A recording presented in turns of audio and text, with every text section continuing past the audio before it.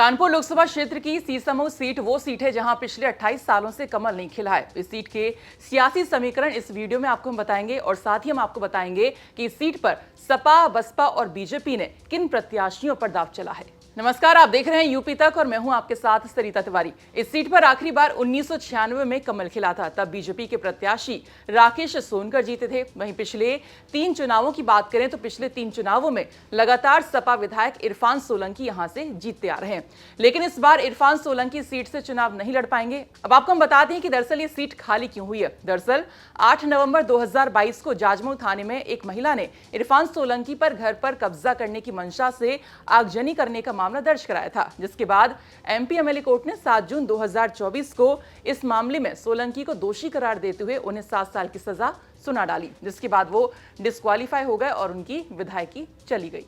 चलिए अब जान लेते हैं इस सीट का राजनीतिक इतिहास क्या कुछ रहा है। विधानसभा चुनाव 2022 में इस सीट से सपा प्रत्याशी हाजी इरफान सोलंकी ने जीत हासिल की थी। इरफान सोलंकी ने 69,163 वोट हासिल किए थे और बीजेपी के प्रत्याशी सलील बिश्नोई को 66,897 वोट मिले थे। वहीं कांग्रेस के प्रत्याशी सुहेल अहमद 5,616 वोटों पर ही सिमट गए थे। साल 2017 और 2012 में भी इस सीट से सपा के प्रत्याशी इरफान सोलंकी ही जीतते रहे हैं। साल 2007-2002 में कांग्रेस के प्रत्याशी संजीव दरियाबादी जीते थे। इससे पहले 1996, 1993, 1991 में लगातार बीजेपी के प्रत्याशी राकेश सोनकर ही जीते।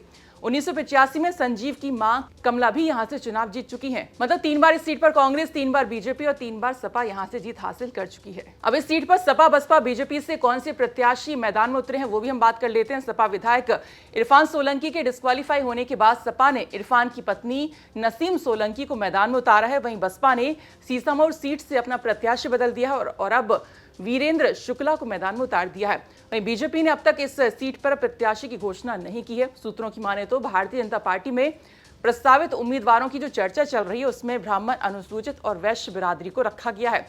पूर्व में सीसमऊ से चुनाव लड़ चुके सुरेश अवस्थी, वैश्य बिरादरी में सिर्फ एक नाम एमएलसी सलील बिश्नोई और महिला प्रत्याशी में एक नाम नीतू सिंह का भी चर्चा में है। नीतू सिंह पूर्व सांसद सत्यदेव पचौरी की बेटी हैं। अब इस सीट पर जातीय समीकरण क्या है, आइए देखते हैं। यहाँ पर कुल वोटर्स हैं लगभग 2,70,000, जिसमें मुस्लिम करीब 1 लाख के आसपास हैं, ब्राह्मण और अनुसूचित जाति के लगभग 60-60 हजार हैं।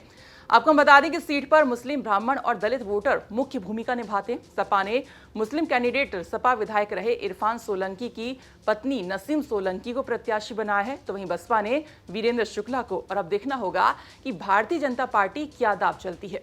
हालांकि सीट पर चुनाव बीजेपी के लिए आसान नहीं होगा, क्योंकि 28 सालों से इस सीट पर कमल नहीं खिला है और बीते 3 बार से सपा यहां से जीत हासिल करती आ रही है। बता दें कि 9 सीटों पर उपचुनाव के लिए 13 नवंबर को वोटिंग होगी और 23 नवंबर को नतीजे सामने आ जाएंगे। देखना अब ये होगा कि बीजेपी वापसी कर पाती है या फिर नहीं। फिलहाल इसी के साथ इतना ही। बाकी खबरों के लिए आप देखते रहिए यूपी तक। नमस्कार।